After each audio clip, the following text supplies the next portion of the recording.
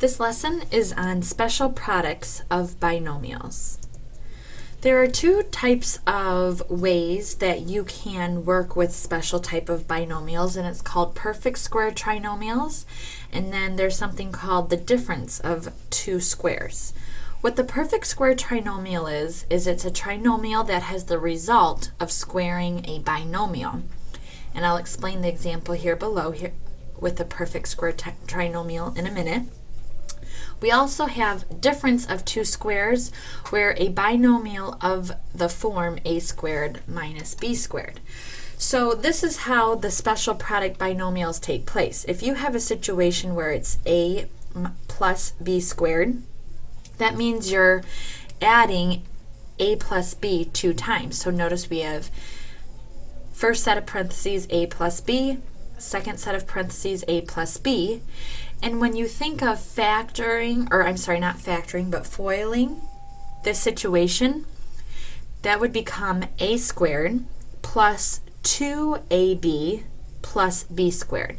So when you're working with perfect square trinomials and adding, this is the final answer you will get when working with a situation like that.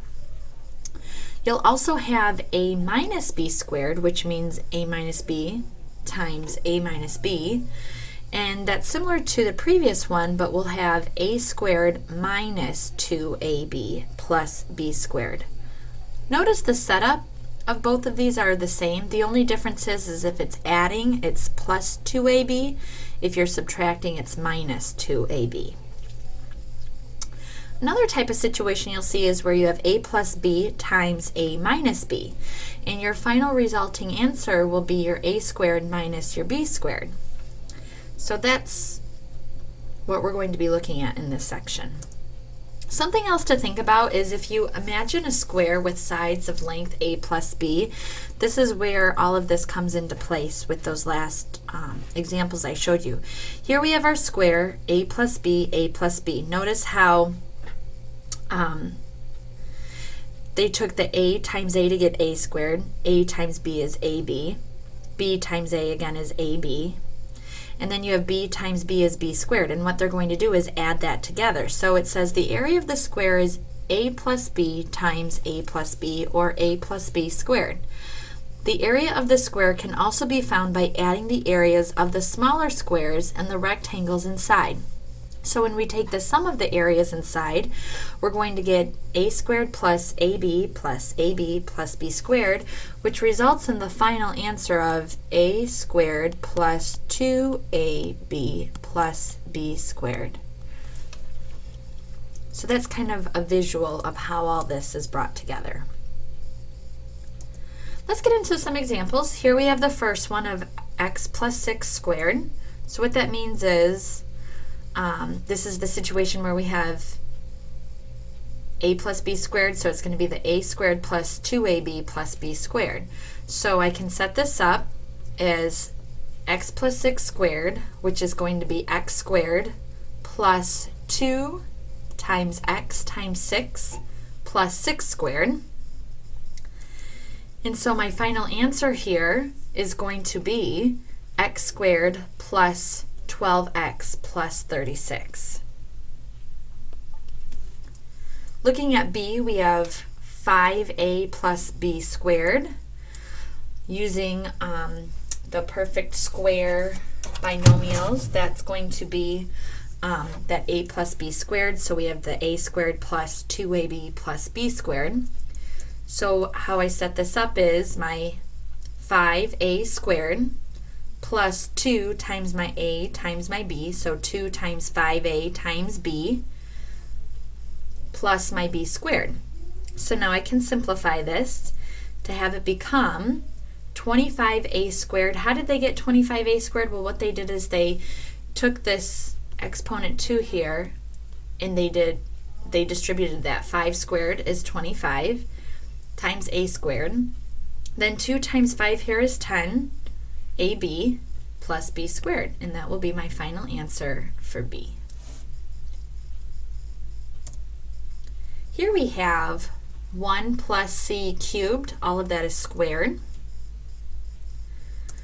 So think of this as a plus b again squared, a squared plus 2ab plus b squared. So it's really important to remember this formula. So the way I'll set this up is 1 squared, my a squared, plus 2 times a, which is 1, times b, which is c to the third, plus my b squared, which is c to the third raised to the second power. And when I simplify that out, we're going to get 1 plus 2 times 1 is 2, then we have c to the third, so plus 2c to the third. And then we have c to the third raised to the second power. Remember with our properties, with exponents, when it's the parentheses like this, we multiply the exponents. 3 times 2 is 6, so we get c to the 6th. Final answer for A. Now for B here, this is similar to what we've been just working with, but notice instead of adding, we're subtracting. So similar, but it's a little different in the way we have a minus b squared equals a squared minus 2ab plus b squared. So the way I'll set this up is 3b is going to be my a, minus 2c is going to be my b. So I have a, which is 3b squared, minus 2 times my a, which is 3b, times my b, which is 2c, plus my b squared, which is 2c to the second power. Now I'm going to simplify, and I get a value of 9b squared because we have 3 squared, which is 9, then b squared, minus 2 times 3 is 6.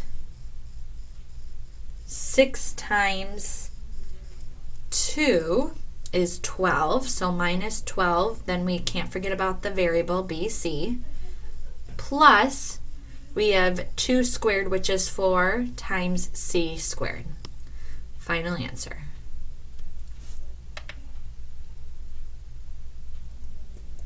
Last set of examples. Here we have x plus 8, x minus 8.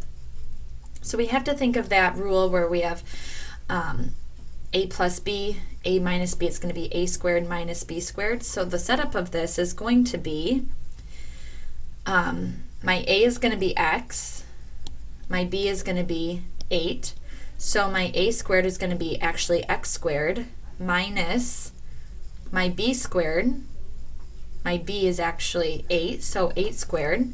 So my final answer of this is going to be x squared minus 64 because 8 squared is 64.